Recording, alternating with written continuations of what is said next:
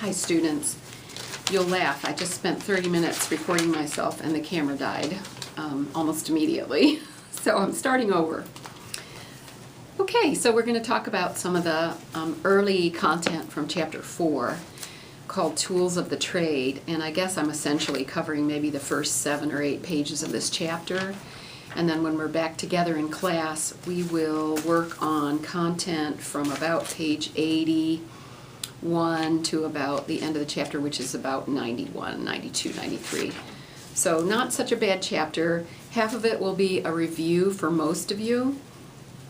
For those of you who are in the class as new students, this information is going to be fairly new to you. It has to do with ways of being an effective listener. And this training is something that we often do in the fall of the year in the interviewing skills class that you will take. However, it is perfectly fine for you to learn the basic names of some of these techniques and to study them through reading, and perhaps in class we might do a few role plays. But I want you to feel comfortable, those of you who are new to our program, and that you still will be fine for testing material out of this chapter. Well, let's look at what they're calling the tools of the trade. And again, I'll say to you that this revolves around the skills having to do with listening and responding to a client. But now we're going to talk about this in terms of doing it as a crisis intervention. And before we get too far with this, the first thing I think I want to say today to you is I talk a lot about how crisis intervention has to happen in a hurry, how it's quick, and how it is, you need to be on point and ready to respond to the client. Here's the thing, this might help us to think about it this way. Responding to a client in a crisis situation involves all of the steps that we've been talking about, and I think there are 7 in the crisis intervention sequence that we've been describing and referring to in the class. So, in one interview with a client, whether that's on the phone or sitting across from somebody or talking to somebody through a wall perhaps, or even going on a walk with a client who feels they're in crisis, this whole set of 7 steps ought to be able to be accomplished in that one conversation. So that's kind of interesting to think about. A lot of times when we consider being a helping person, we are thinking about seeing a client for 50 minutes and then we might see them again the following week and then a week after that, and that problem solving sort of occurs in a much slower pace. But try to conceptualize your crisis intervention happening in one conversation. It seems like 7 skills is a lot to do, but some of the skills are very, very quick. So as we now switch gears and we're talking about hearing the client and using tools to facilitate this problem solving with the crisis, I guess I'm just going to ask you to put your head in the content of this part of the chapter that has to do with listening skills. So the first part of my lecture outline, and I'm just kind of looking down at my notes, I have entitled The Art and Utilization of Sound Listening. I don't know if I made that up or if I took that from the book. The Art and Utilization of Sound Listening Skills as it relates to crisis intervention is what we're trying to be about in this discussion. So listening is definitely the starting point of any helping relationship. And we're starting out this discussion this morning with open-ended questions and closed-ended questions. We can find out a lot of information by asking some key questions of the client. Some of these questions can be what we call open questions that allow the client to talk, get their story out. These questions often begin with words like how or what. What's going on? What happened? How did this come to be? If we think about the client Laron from chapter 3, Laron, how did you get to be out in the middle of the road like this? What happened? Maybe you can tell me what's going on. So open-ended questions can begin with what or how or where, or something like, can you tell me what happened? This is very helpful for the problem exploration stage of crisis intervention, or the problem identification, or defining the problem from the client's point of view stage, asking questions. So let me flip from open questions to the idea of something called closed-ended questions. Closed-ended questions are called closed because they elicit a response from the client that is often just one word: yes, no, I'm 5. So questions that would be closed could be questions such as, are you alone? Are you, are you injured? Do you want me to call 911? Do you need an ambulance? Is your mother there? Is it okay if we stay on the phone? So you can hear that if I'm asking those questions. Do you? Is it? Are you? Can you? Can you go into the closet and close the door and talk to me? So these questions can be answered with short responses. Either kind of questioning is helpful. It is often thought that in a crisis situation that closed-ended questions can be fairly useful, especially if the crisis is happening quickly or you need to get information really quickly. To ask a question in a way that the client only has to answer in the short words or phrases can help you help the client more quickly.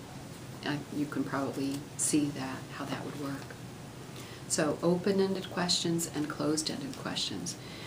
We're certainly taking an active stance here by asking a question, and I just would emphasize that we want to be listening very carefully for the response. And when I say response, I guess I'm thinking also not just the client's words, but also the way the client says it. What's their vocal tone like? Are they hesitating when they respond to you? Can you feel that the client is fearful? Is the client threatened? Are they angry? Are they sad and having a hard time getting words out? You can tell a lot about what's going on with the client by listening to what's called the outside or around the words, para-vocalization. All right. Moving on, I have a couple of things I want to say about the importance of closed-ended questions. They can be very related to safety. Here's an example. Are you safe? Here's another example. Are you considering suicide? Can you come in to see me? Is the person with you right now? I think you can hear and feel the safety nature of those questions. Moving on to another set of skills is the group called restatement, and I'm looking at my book, and summary clarification. In your textbook, this is on the second page of the chapter, restatement and summary clarification. Think about the title of that, restatement and summary clarification. Each one of those words is very descriptive. Restatement sounds like restating to the client what the client's saying. So your mommy's on the floor. So your daddy ran out. You don't know where your mommy is. I'm using this example as if I were talking to a very young child, and I'm repeating back to the child what they're saying. Even a very young child can then acknowledge, yes, my mommy's on the floor.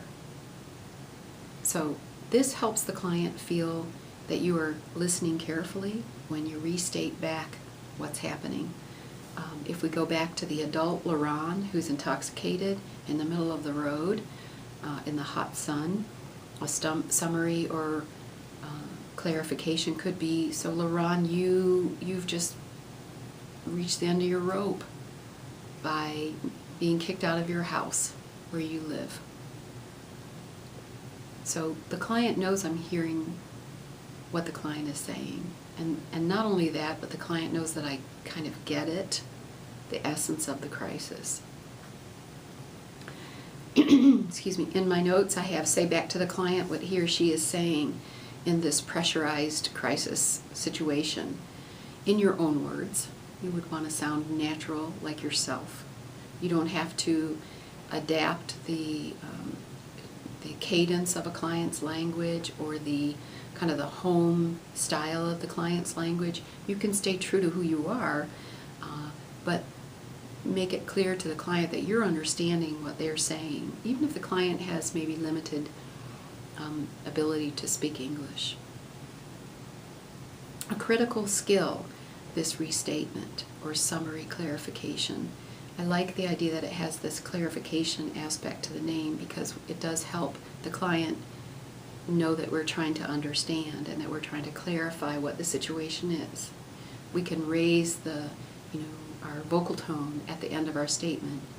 If I go back to the statement, your mommy's on the floor, that sounds like a question, and it's a clarifying question to the child.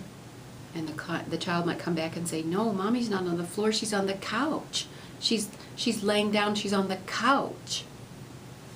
Well, that helps me understand the difference, and it helps the child in this instance know that I'm hearing them. Okay, a good thing to ask the client when obtaining commitment. This is an interesting idea. Summary, restatement, clarification.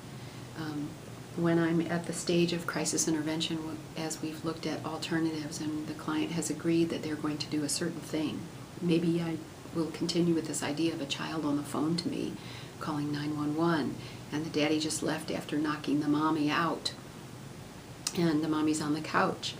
And I might say to the child, hey, could you please go and sit right next to your mommy? Tell me you're going to go sit next to your mommy.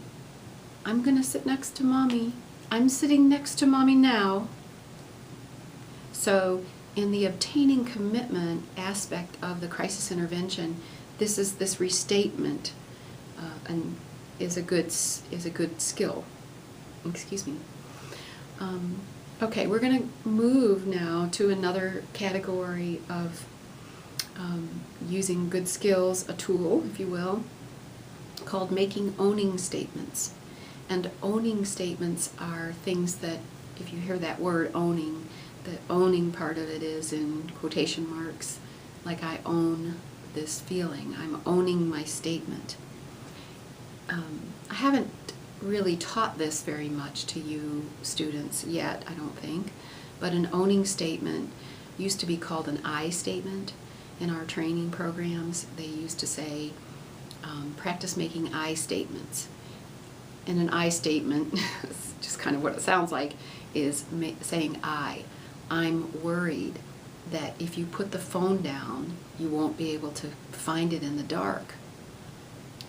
An I statement or an owning statement communicates the idea that you are telling the client how you're feeling, and you're not pointing a finger at the client and saying, you are scaring me, you are doing this. Well, it really comes from within us. I keep making this gesture because I think an owning statement comes out of us, and it belongs to us.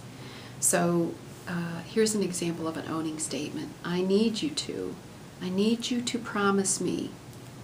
I need you to reassure me that you will not use that razor on your wrist right now.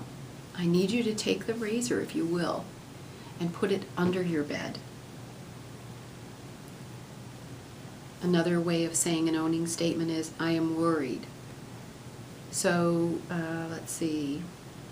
There's something else I wanted to say about that. Making this owning statement keeps the focus on you and the client and your direct communication to the client. So owning statements, we're going to talk about some subcategories of owning statements right now. Another type of owning statement can be one that has the words we or us. If we can get together, we can work on this. Let's go sit down out of the road, Laron. If you and I can go over there and sit down, I think we can start working this out. So this would be examples of collaborative owning statements. Our goal is an example of that. Our goal right here is to get ourselves so we're not getting hit by a car. I think you can probably hear sort of the we-ness, the you and me. You're kind of joining with the client and having a goal alongside the client. It's kind of interesting to think about that, how that might work to help a client feel like all of a sudden they're in something together rather than by themselves. So making owning statements, whether it's using the I form of it, I need you to sit down because I feel threatened when you're waving your arms around like that. This can be an example, again, of an owning statement. And then the collaborative part, I think you understand. I won't repeat that. Flipping my pages, I have some things that I've culled out from the book, I believe, that are related to this idea of making owning statements and how you can use them for special reasons. And so one of those is, as the client chooses a behavior that you can compliment, it's nice to be able to use an I statement or an owning statement. I'm so glad that you're willing to talk to your mom about this before you choose to go do something. I might say something such as, you're showing really good judgment right now by making this phone call. This was a really good idea. I think you're getting the idea. So as your client chooses something that's positive in terms of trying to solve the crisis, it's a nice way of using an owning statement to compliment them. And of course this can become encouraging to the client too. Here's another way to let the client know you're trying to understand. So a couple of samples I wrote down in my notes are, I understand your sense of desperation. I want to be able to understand your feelings. Will you stay on the phone long enough to talk to me about that?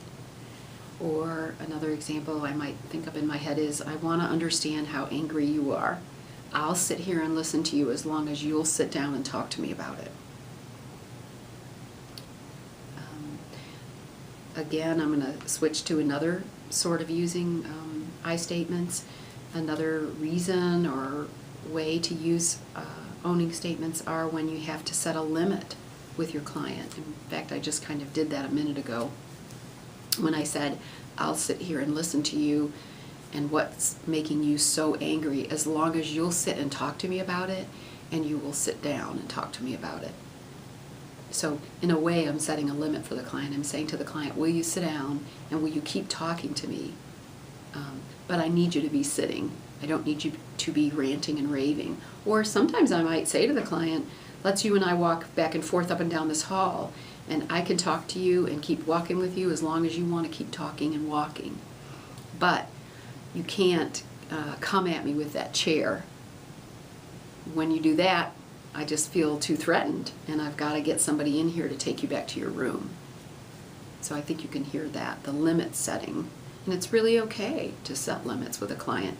You might say something like, when you start screaming in the phone, I can't concentrate. I need you to choose not to scream at me in the phone.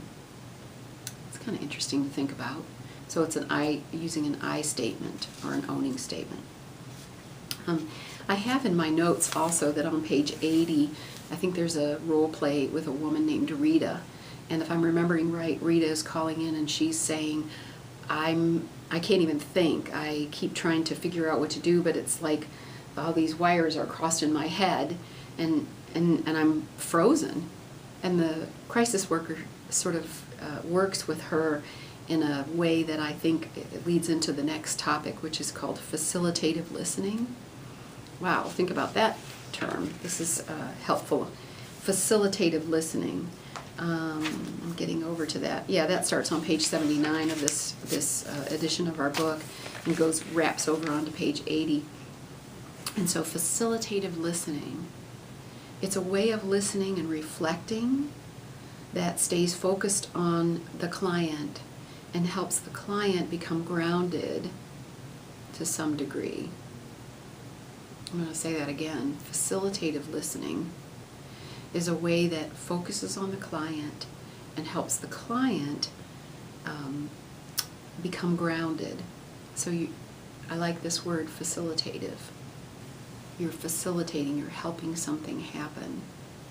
So if you look at the example of Rita, kind of at the bottom half of this page, the crisis worker's response to her is something like, it sounds like you really do feel frozen up, Rita. And to me, this is me saying this, it almost feels like your thoughts are like a ping pong ball just banging back and forth in a really narrow space. Bang, bang, bang, bang, bang, bang, bang, and you can't really think because everything's happening so fast.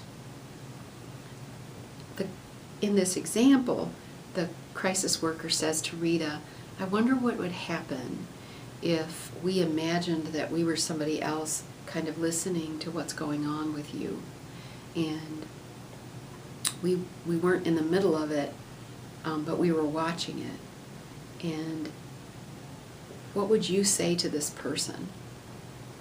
And so Rita says, well, wow, I don't know. And then Rita goes on to explain what she might say to someone like her, but it slows her down. It slows her thinking down.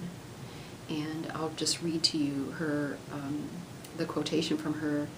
She says, well, and there's a slowing down right there.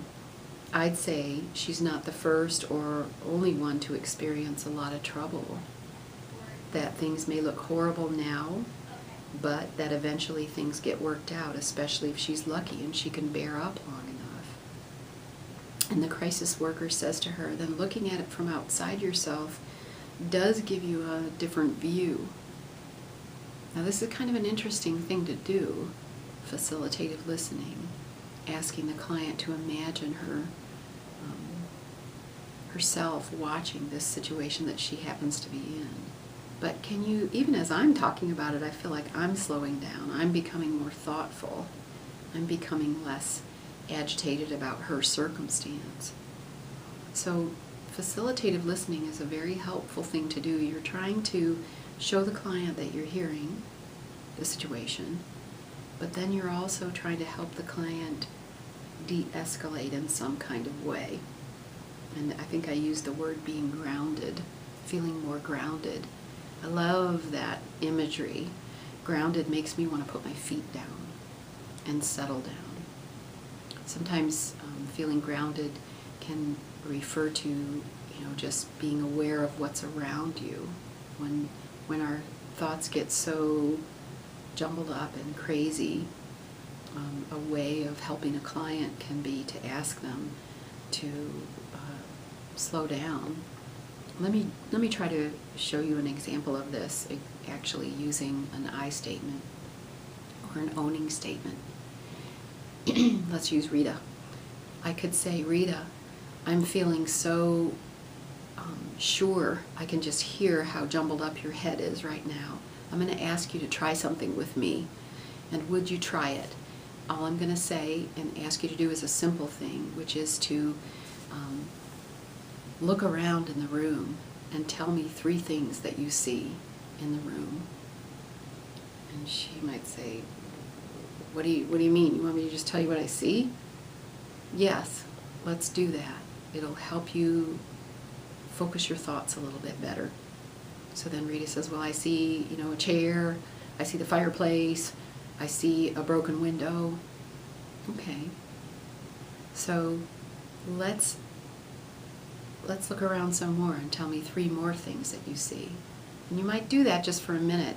And then when you hear her voice settling a bit, you can say to her, what I just asked you to do was a way of helping your mind slow down.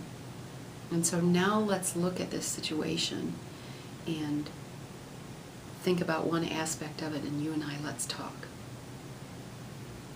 So I hope I'm giving you some examples of what facilitative listening entails.